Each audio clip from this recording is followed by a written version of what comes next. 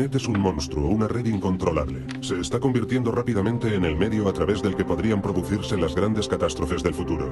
Centrales nucleares, cadenas de televisión, infraestructuras militares. La lista de víctimas crece a diario. Mi mayor pesadilla es que hay cosas que sabemos que no sabemos. Me refiero a que algunos de los ataques a los que nos enfrentamos son tan sofisticados que puede que hayan tenido éxito, aunque nosotros no lo sepamos, y ese es mi mayor miedo. El ejército, la policía y los servicios de inteligencia están tratando de tomar las riendas de la situación, pero ¿y si estuvieran llegando demasiado tarde? Lleva 15 minutos oficialmente a alguien. Queremos sacarlos de detrás de sus teclados para que no puedan hacerle daño a nadie. Como alguien que ha pasado una temporada entre rejas, soy de los que piensan que la cárcel debería ser solo para gente que representa un peligro físico para los demás. Quizás sea pronto para que cunda el pánico, pero deberíamos tener todos en cuenta lo peligroso que es dejar nuestro ordenador encendido. No estoy seguro de que hayamos controlado nunca Internet. Está claro que hay muchos dispositivos en la red que no controlamos. Es cierto, hoy y siempre ha sido así.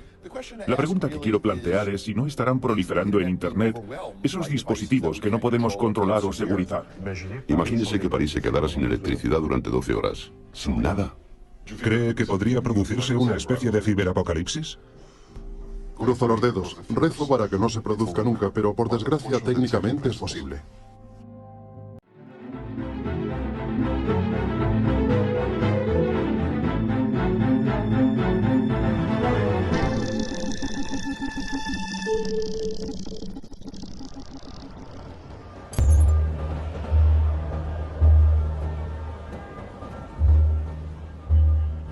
En este documental descubriremos el otro lado del espejo de Internet, los secretos ocultos de la red. Pero vayamos por partes. Hace un día precioso en el centro de París.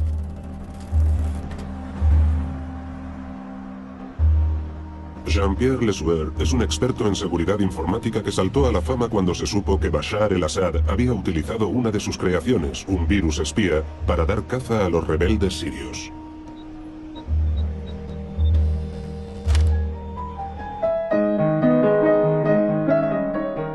Desde pequeño, Jean-Pierre ha tenido la misma soltura al teclado de un ordenador que al piano. En su cuarto de adolescente perfeccionó un virus llamado Dark Comet, un virus tan sencillo y eficaz que se convirtió en un referente entre los hackers de todo el mundo. Pero ese éxito le ha dado a Jean-Pierre Lesueur más de un quebradero de cabeza. Mi objetivo nunca fue crear una herramienta que pudiera utilizarse para librar una ciberguerra o llevar a cabo ciberespionaje. Siempre pensé que lo usarían los hackers, o mejor dicho, los script kiddies, para espiar a sus amigos, a sus novias, a sus compañeros de clase, por diversión, pero nunca se me habría ocurrido que pudieran llegar a darle ese uso. Jean-Pierre no se dio cuenta hasta finales de 2012, cuando la revista Wired, la Biblia de Silicon Valley, desveló que el programa espía que había inventado él estaba siendo usado por el ejército sirio para dar caza a los rebeldes hostiles al régimen de Damasco. Jean-Pierre nos enseña a su bebé, un programa que nos permite hackear cualquier ordenador sin que lo sepa su dueño. Ahora me voy a hacer con el control total del ordenador hackeado. Aquí tengo una imagen completa del ordenador. Puedo abrir los archivos, explorar lo que tiene en el disco duro. Veo que el ordenador tiene una webcam, pues puedo activarla. ¿Ves? Ya está. También puedo activar el micrófono. Ahora tengo audio y vídeo.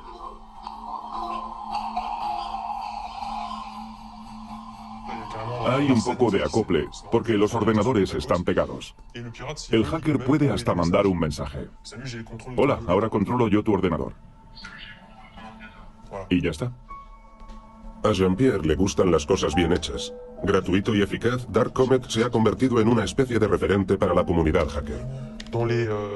Hoy por hoy en Internet, los analistas estiman que está entre los 7 programas de espionaje informático más usados del mundo. Lo que quiere decir que lo usan cientos de miles o incluso millones de personas. Necesito un pendrive con el código de Dark Comet. Cuando creó el virus, Jean-Pierre solo quería que se reconociese su talento, pero estaba jugando a un juego peligroso. Están los que juegan a este juego solo para hacerse conocidos. Yo era uno de ellos. Y luego están los que lo hacen por dinero y venden productos como Black Shades, cuyo creador fue arrestado. La motivación de Jean-Pierre era el puro logro técnico. Para su rival, el creador de Black Shades, era el dinero.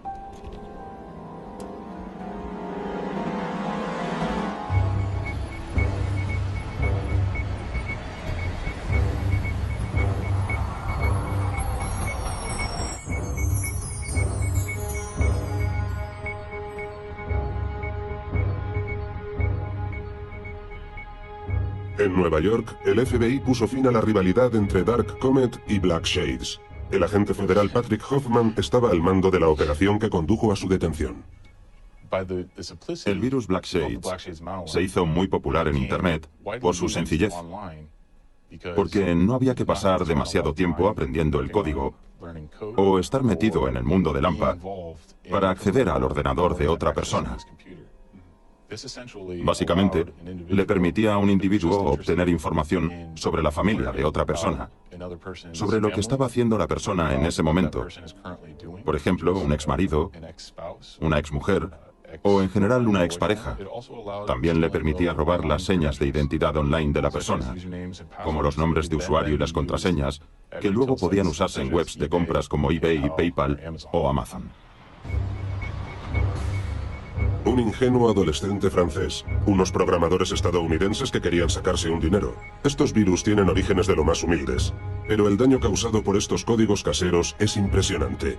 Las pérdidas causadas por el cibercrimen a nivel global se han cifrado en 400.000 millones de dólares solo el año pasado.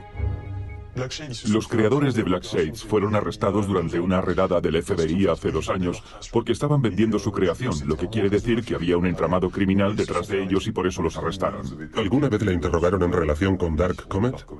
En absoluto, jamás.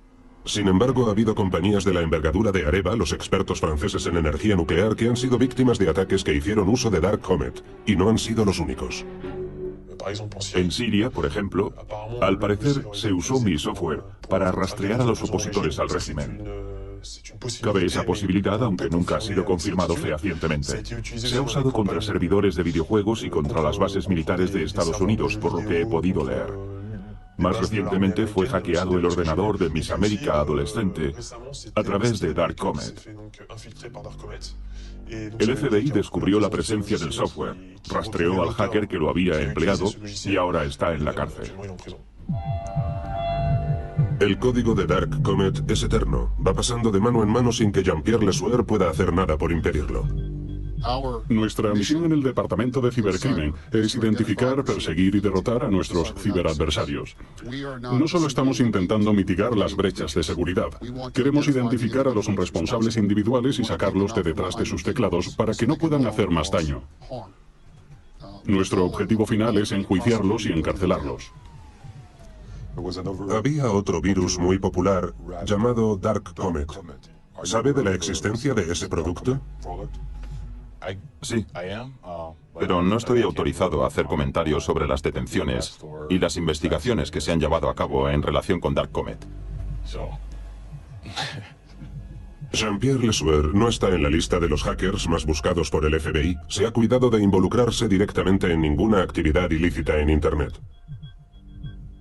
Pero ahora desayuna casi a diario con la noticia de una nueva víctima de su infernal engendro. Cuando cuelgas un programa en Internet es para siempre. De haber sabido que acabaría teniendo ese impacto en la ciberzona, jamás habría colgado el mío.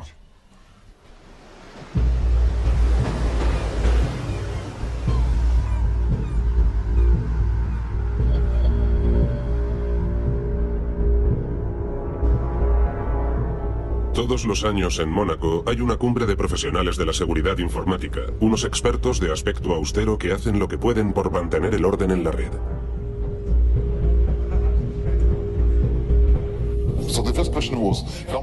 Eugene Kaspersky es una de las estrellas de estos eventos. La segunda pregunta es la siguiente. ¿Cuántos de vosotros no usáis aún la banca electrónica? Es uno de los pocos emprendedores rusos que han hecho fortuna con la tecnología y es el director de la principal compañía mundial de antivirus. Yo no uso banca electrónica porque... Hackéame si puedes. A Eugene le encanta hacer de aguafiestas, sin embargo, a menudo da en el clavo con sus peores predicciones. Mi temor es que tarde o temprano, los terroristas tradicionales acaben contratando a cibercriminales profesionales para que les ayuden.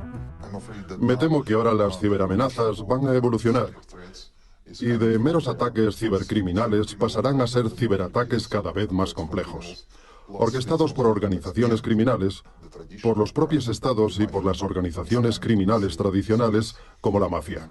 Todos esos agentes ocuparán el mismo espacio y mi miedo es que acaben trabajando juntos y aprendan de los ataques encargados por estados y se nutran de las organizaciones criminales tradicionales.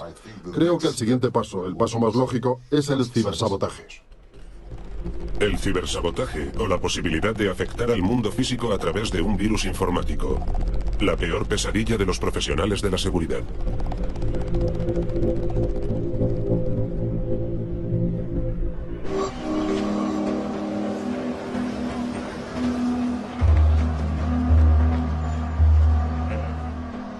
Centrales nucleares que vuelan por los aires, aviones desviados en pleno vuelo, coches robados usando un simple teléfono móvil. Hoy todos esos escenarios son concebibles.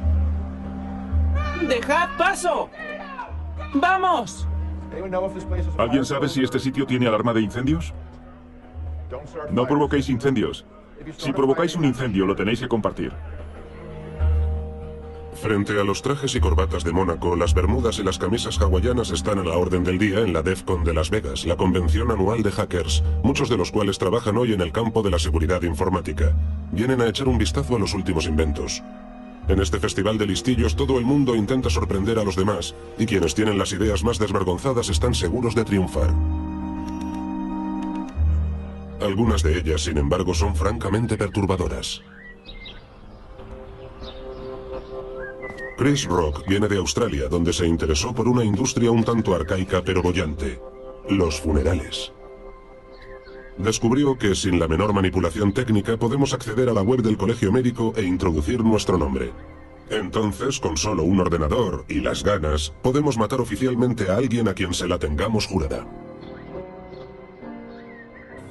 Lleva 15 minutos matar oficialmente a alguien, 5 minutos obtener el certificado de defunción y otros 10 para el entierro. 15 minutos para borrar un nombre de los registros públicos. Un aplauso para Chris Rock. Pero este año el premio al hacker más audaz recae en Chris Roberts, un ciclista y programador de Denver con un morro que se lo pisa. A la DEF CON vienen unas 10, 15 o 20.000 personas. A muchas de ellas les interesa la investigación, pero ¿cómo se regula la investigación? Creo que es lo que están tratando de negociar algunos equipos con los organismos gubernamentales y las empresas, y con nosotros, para tratar de regular ese aspecto. Pero es difícil. Y mientras no podamos, muchos de nosotros diremos, vale, quiero probar esto y ver cómo funciona. Quiero ver cómo puedo romper esto. Saltó a la fama en todo el mundo por un sencillo tuit. En abril de 2015, Chris Roberts iba a bordo de un vuelo comercial cuando mandó un preocupante mensaje en el que explicaba que, hackeando el sistema de entretenimiento audiovisual de su asiento, había conseguido penetrar en el ordenador de su avión. Su proeza corrió como la pólvora por las redes sociales y al aterrizar fue arrestado e interrogado por el FBI. ¿Sería posible que alguien tomase el control de algún tipo de sistema de transporte, un avión o algo? Yo diría que sí. Creo que podría pasar. Si investigan lo suficiente y se empeñan lo suficiente, creo que es posible en teoría, sí. Es uno de los grandes. ¿Es realmente posible tomar el control de un avión a través de una conexión Wi-Fi? Chris Roberts no se prodiga en detalles, ya que ha recibido instrucciones del FBI de no hablar de todo el asunto. La justicia nos está arrinconando, no cabe duda. Están echando mano de la ley de abuso y estafa informática, y de toda clase de leyes, y eso dificulta la investigación. A mí, personalmente, me resulta peligroso investigar sobre los vehículos y los sistemas de transporte sin la autorización de los fabricantes, pero se niegan a darme esas autorizaciones. Entonces, ¿qué hago? ¿Me atengo a mis teorías o las pongo a prueba y me coloco al margen de la ley? Preferiría de lejos que hubiera una cooperación entre los que nos dedicamos a esto y las autoridades, pero no siempre se da el caso. En Francia, la defensa de las infraestructuras más críticas corre a cargo de la ANSSI, la Agencia Nacional de Seguridad de los Sistemas Informáticos. Dominique Rubin es su director general adjunto. Tomar el control de un avión a través del asiento de un pasajero es totalmente imposible. Por una razón muy sencilla. El sistema de control del vuelo está completamente aislado de todo lo demás. Está aislado físicamente. Por tanto, sinceramente, no veo cómo sería posible, y lo hemos estudiado muy de cerca. Vivimos en la ciberedad media. Tenemos ese gran invento que es Internet, pero aún no sabemos usarlo de forma segura. Los expertos no se ponen de acuerdo. Algunos quieren tranquilizarnos mientras otros tratan de asustarnos para que recurramos a sus servicios. ¿Quién entiende de verdad lo que pasa dentro de un ordenador? ¿Es inminente que se produzca una catástrofe o es altamente improbable? Cuando se produce un ataque puede ser devastador. TV5 ha sido víctima de un poderoso ciberataque. Este sabotaje ha producido un apagón en todas nuestras cadenas. Una cosa está clara, es un ciberataque a gran escala y sin precedentes. El autoproclamado Estado Islámico ha reivindicado la autoría del ataque, lo que demuestra que este grupo terrorista posee una pericia tecnológica considerable. TV5 Monde es un ejemplo de manual de ciberataque. En abril de 2015, unos hackers que reivindicaban un supuesto cibercalifato tomaron el control de las antenas y el conjunto de las redes sociales de la cadena internacional de servicio público. Todo se detuvo. Era la primera vez que pasaba algo así en la historia de la televisión. Nuestras 12 cadenas, que llegan a unos 300 millones de hogares en todo el mundo, se apagaron repentina y simultáneamente. Era algo nunca visto en la historia de la televisión. La Fiscalía de París ha iniciado una investigación. El impacto fue considerable. Los primeros afectados fueron los empleados, pero el ataque causó daños por valor de 15 millones de euros. Nos enfrentamos a unos terroristas determinados y nosotros también estamos determinados a derrotarlos. Tras el ataque a TV5 Monde, en un principio el Estado Islámico es el blanco de todas las sospechas. Sin embargo, una de las características de todo ciberataque es justamente su impenetrabilidad. ¿Se puede atribuir un origen concreto a un ataque? Ese no es mi problema, no es el problema de la agencia. Nosotros somos los bomberos corren a apagar los incendios, pero no investigan quién los ha causado. ¿Hay acaso algo que ocultar o se trata solo de darle un toque misterioso a una verdad difícil de admitir para un político? La policía sigue investigando. ¿Han podido identificar el origen del ataque a TV5 Monde? Dado que el caso de TV5 Monde aún está siendo investigado, no puedo decir gran cosa. Ya veo, pero... ha habido una serie de declaraciones oficiales que apuntaban a un grupo de hackers rusos. ¿Nos lo puede confirmar?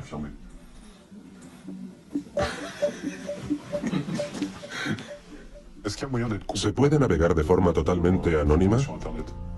Sí, con una buena VPN. ¿Podemos ver cómo funciona? Es muy sencillo.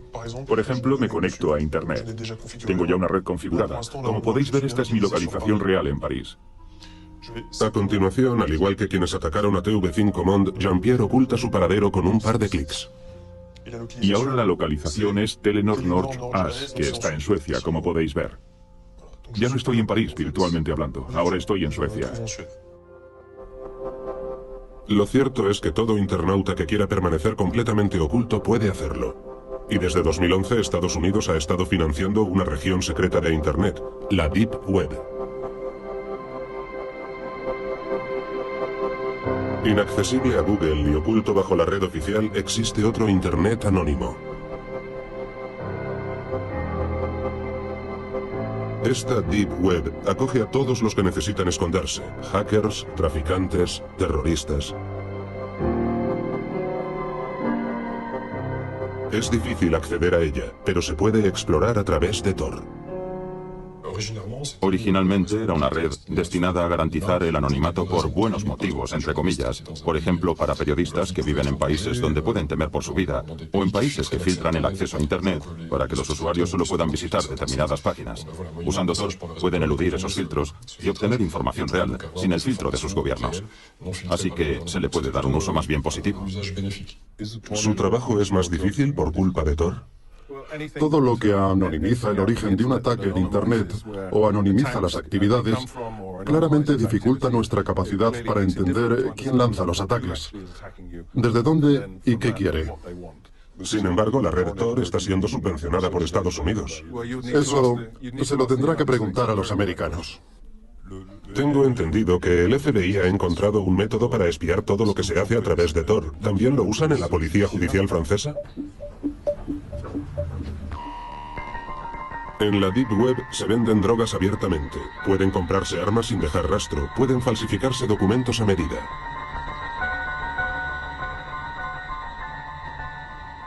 Y si hacemos negocios en la red profunda, la policía se las verá y se las deseará para echarnos el guante. Sin embargo, tarde o temprano acabarán haciéndolo una vez ingresemos nuestras ganancias ilícitas en nuestra cuenta corriente.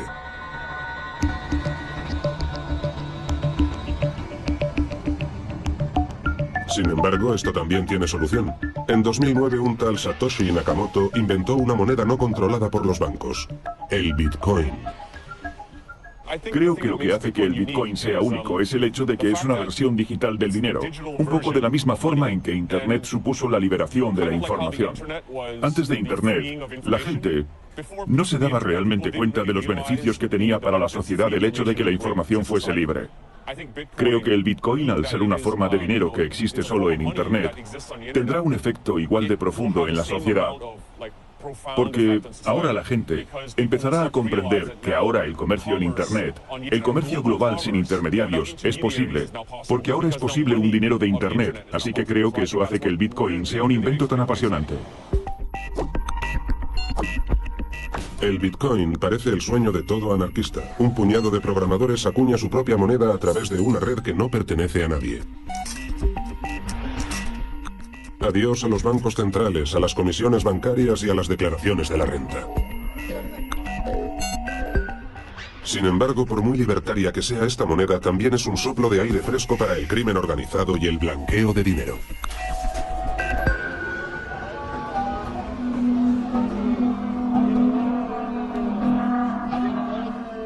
Tras un periodo de interés marginal, el Bitcoin no tardó en implantarse. Marc Karpeles, un francés afincado en Tokio, acabaría simbolizando las turbulentas aventuras del Bitcoin.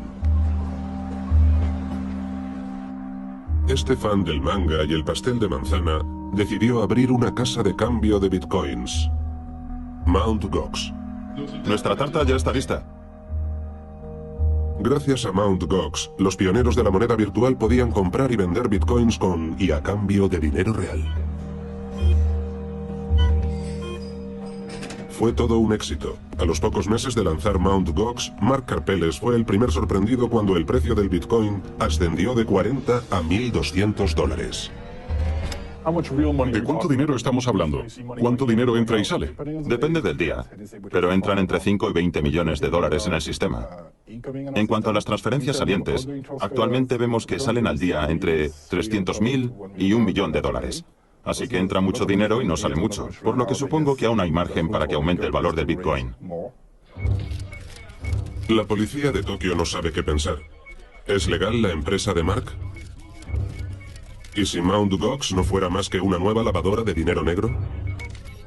En agosto de 2015 cayó el hachazo. La policía financiera convirtió la detención del francés en un circo mediático. Mt. Gox estaba en bancarrota. Y para desesperación de sus clientes, la cantidad de $500 millones o 650.000 bitcoins se había evaporado de sus cajas fuertes en la Deep Web.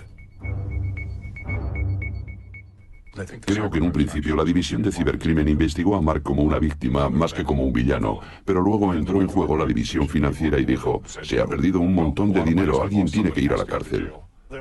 Debe haber habido unos hackers que se metieron en el sistema y se dieron cuenta de que si vaciaban todos los bitcoins del servidor de golpe, los descubrirían al instante.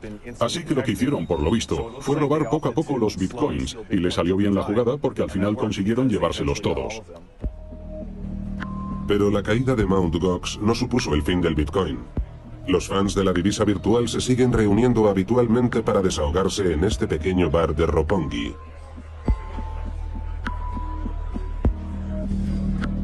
Roger Ver, conocido como el Cristo del Bitcoin, quedó especialmente afectado por la caída en desgracia de Mark Karpeles.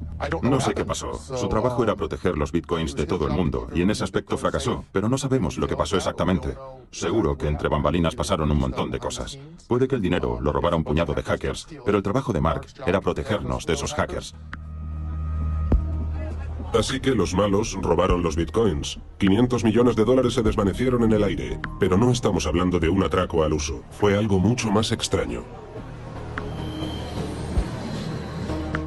Julian Laglace es íntimo amigo de Mark. Este es Mark en su apartamento. Arremete contra las acusaciones vertidas sobre su amigo y aporta una interesante visión del asunto. Si alguien, sea como sea, consigue embolsarse 500 millones de dólares, ¿por qué se quedaría en el país? Y no haría nada por esconderse, teniendo tiempo de sobra para hacerlo. ¿Crees que Japón ha recibido presiones de otros países? Sí, estoy seguro de ello. ¿Qué clase de presiones? Quizá presiones del gobierno americano o de los lobbies bancarios. El éxito del Bitcoin había levantado ampollas. ¿En qué sentido se ven afectados los lobbies bancarios por el Bitcoin? Es un dinero al que no tienen acceso, y eso les cabrea. A los bancos no les gusta no tener acceso a ese dinero, no les gusta no tener ningún control sobre él. ¿Quieres decir que hay instituciones importantes en Estados Unidos, por ejemplo, que podrían haber atacado a Mt. Gox para llevar a la compañía a la bancarrota? Es solo un ejemplo, pero sí. ¿Pudo conspirar la banca para organizar la caída de Mark Karpeles? Una hipótesis provocadora. Pero es cierto que en Mt. Gox se realizaron transacciones por valor de miles de millones de dólares sobre los que las autoridades fiscales y las instituciones financieras no ejercían ningún control. Mark Karpeles estaba jugando a un juego peligroso contra los intereses de los poderosos. El presidente de JP Morgan, Jamie Dimon, el banquero más poderoso del mundo, contestó a una pregunta en un seminario organizado hace poco por la revista Fortune. ¿Cuál cree que será la evolución? Sencillamente no lo veo factible. Están perdiendo el tiempo. Desde el momento en el que el Ministerio de Justicia dice es una divisa ilegal y va en contra de la legislación de Estados Unidos, si la vuelve a usar lo meteremos en la cárcel, se acabó lo que se daba, no hay más que hablar. Es mi opinión personal. Pero creo que nunca habrá una divisa no controlada en el mundo. Ningún gobierno lo aceptaría por mucho tiempo. Haciéndose eco de las declaraciones de Jamie Dimon, el gobierno americano exigió a la policía de Tokio los archivos del antiguo banco de bitcoins. La fiscalía japonesa bloqueó el acceso a todo documento que pudiera revelar el origen de los ladrones. Mark Karpeles, el chivo expiatorio perfecto, espera su juicio en la cárcel. El Bitcoin es una gran innovación, pero hoy por hoy me temo que el mundo no está listo para ello, porque a nivel estatal y a nivel criminal, las monedas crípticas generan más problemas que beneficios. Me temo que los estados no están nada contentos con lo que está pasando. No me sorprendería que hubiera más regulaciones, pero es una idea absolutamente brillante. Y de verdad creo que nuestros bisnietos vivirán en un mundo con una moneda global unificada como el Bitcoin. Mientras los utópicos de todo el mundo sueñan con hacer el bien, los criminales y las autoridades se apresuran a devolverlos a la realidad. Los cibercriminales quieren tu dinero. Lo que quieren los ciberespías son tus datos. Y el cibersabotaje y el ciberterrorismo a lo que van es a matarte. ¿Y nosotros qué? En Internet conviven diferentes mundos, formando extraños híbridos. Imaginemos, por ejemplo, que una banda criminal fuera contratada por unos espías para hacerse pasar por un grupo terrorista. Descabellado, ¿verdad? Pues quizá no lo parezca tanto una vez que descubramos la verdad que se esconde tras los ataques de TV5 Monde. El objetivo de este ataque era la destrucción de TV5 Monde. Otro hecho revelado por la investigación es que los atacantes eran un grupo de hackers rusos conocidos como APT-28. APT-28 es un grupo de hackers rusos que han ido afinando sus métodos. Sus particulares competencias tienen un alto coste, pero ellos no tenían ningún interés financiero en atacar a TV5 Monde. Así pues, ¿quién les pagó? No faltan las hipótesis. Se rumorea que las arcas del Kremlin podrían haber ayudado a financiar la operación, en un contexto en el que el asunto de los portahelicópteros Mistral envenenaba las relaciones entre París y Moscú. Pero silencio, los diplomáticos envuelven la verdad con un velo de secretismo. Actualmente todos los ejércitos del mundo aspiran a dotarse de ciberarmas. Son especialmente atractivas ya que un país puede usarlas sin que el enemigo pueda estar seguro al 100% del origen del ataque.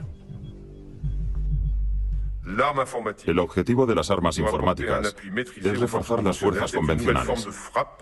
Es una nueva forma de ataque intensivo, cuyos efectos pueden llegar a ser bastante considerables. Todos aquí hemos oído hablar del virus Stuxnet, que se introdujo en pleno corazón de un dispositivo teóricamente bien fortificado, una planta nuclear iraní. Stuxnet fue la primera ciberarma a gran escala. Fue concebida en 2010 por Israel y Estados Unidos para poner un freno al programa nuclear de la República Islámica de Irán. La operación funcionó de maravilla, animando a otras naciones a dotarse de sus propias ciberarmas. Internet se está militarizando. En Latinoamérica, en Norteamérica, por supuesto, en muchas naciones europeas y también en algunas naciones asiáticas. Por desgracia, hay muchos estados implicados en esta carrera armamentística. Espero y rezo para que no utilicen nunca esa arma. ¿Qué es una ciberarma? Es un virus diseñado para infiltrarse en un objetivo especialmente sensible. En el caso de Stuxnet, el objetivo era sabotear las centrifugadoras destinadas a enriquecer el uranio, que luego podía servir para hacer armas nucleares. Durante muchos años, Stuxnet perturbó la producción de los iraníes sin ser detectado. ¿Cómo es posible? Stuxnet es un supervirus que sacó provecho de una serie de brechas detectadas en el software de las centrifugadoras.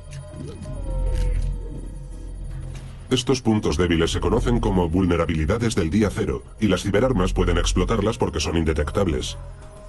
Encontrar esas vulnerabilidades del día cero puede ser un negocio lucrativo, por lo que hay escuadrones enteros de virtuosos del teclado que se dedican a buscar fallos de software que les permitan colarse en determinadas máquinas de perfil alto. La carrera definitiva para encontrar las vulnerabilidades del día cero ha comenzado. Cuanto más poderoso es el ataque del día cero, cuanto más extensa y sencilla de propagar es la infección, más dinero se puede exigir por ella.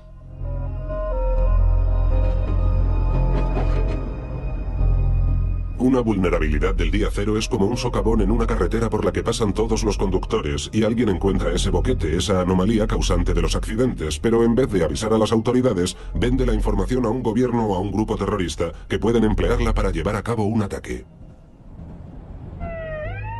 El productor más famoso de ataques del día cero del mundo es francés. Se llama Chauki Bekrar. Durante años ganó todos los campeonatos internacionales de hackers junto a su equipo. Se presenta incluso como el Darth Vader de Internet. Su compañía, Bupen, tenía su sede en Montpellier, en el sur de Francia, pero en 2012 se reorientó tras firmar un contrato con la Agencia Nacional de Seguridad de Estados Unidos. De repente, Bupen se convirtió en una de las empresas más rentables de Francia, con beneficios de más de 1 millón de euros y una facturación de un poco menos de 3 millones.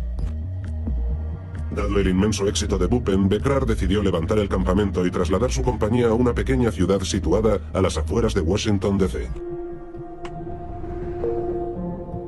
Pese a nuestros intentos reiterados por entrevistarlo, Chauki Bekrar se ha negado repetidamente a comentar las actividades de su compañía. Decidimos ir, pues, en su busca para interrogarlo sobre la capacidad destructiva de sus armas. Su última dirección conocida estaba en Odenton, a tan solo 50 metros de las inexpugnables instalaciones de la ultrasecreta Agencia Nacional de Seguridad. Esta ha sido autorizada por el gobierno de Estados Unidos a espiar a todo el mundo. Bupen, por lo que parece, podría haberse visto incorporada a una especie de incubadora de empresas emergentes especializadas en diseñar software para la inteligencia estadounidense. ¿Tienen cita con él? No, solo estamos intentando localizarlo. Me temo que no sé dónde está. No están aquí. No consta en nuestro fichero que hayan pasado por aquí. Sí, efectivamente veo que en 2014 anunciaron que habían sido fichados por el CIC y se mudaban a Maryland, pero tampoco hay constancia de su paso por aquí. Destinatario desconocido. Probamos con una fuente de Baltimore. Si se mudaron, la dirección habrá cambiado. Tendrían que ponerse en contacto con el registro mercantil.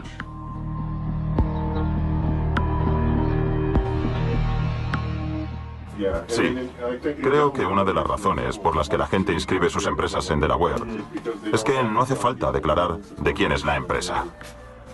Claro, ya veo. De nuevo ha cambiado de dirección. El tercer testigo nos puede confirmar que hay constancia de las actividades de Bupen en Estados Unidos, pero nos dice que desde entonces la empresa ha sido disuelta. En Francia nos cuentan lo mismo. La compañía ha sido liquidada en Montpellier. Parece ser que ahora Chauki Bekrar dirige una misteriosa web surgida de la nada llamada Zerodium.